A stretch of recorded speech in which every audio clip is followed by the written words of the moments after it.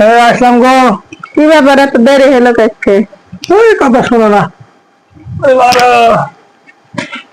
এই যে মুই ঘুমা গেল দলিল, একটা দলিল 86 সালের দলিল, সে দলিল ফটোকপি করলাম। কতদিন তোমার দলিল ফটোকপি করা লাগে? দলিল করলাম, একটা নিলাম। মুই বেলু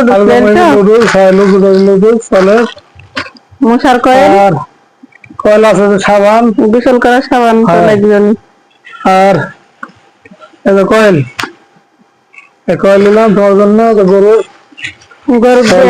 কয়েল। আর একটা ওষুধ হচ্ছে মানুষ ওষুধ নিতে দিছে, ঝামেলা প্রতিদিন করে ঝামেলা, একজন ওষুধ নিয়ে আসা লাগে। এটা আজকে নতুন কাজ নয়।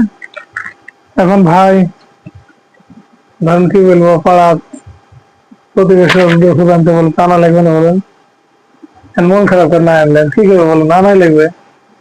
তার জন্য প্রতিদিনই আনি, একজন বাইনার দেয় ওষুধ আনা, কি করবো বলেন, তোর জন্য আনলাম। তোমার প্রতিদিন ওষুধ না, প্রতিদিন আসে এখন পাড়ার মধ্যে, এখন বাড়ি ভাগির মধ্যে জানেন তো কি করছে রে, তো আনাই লাগে।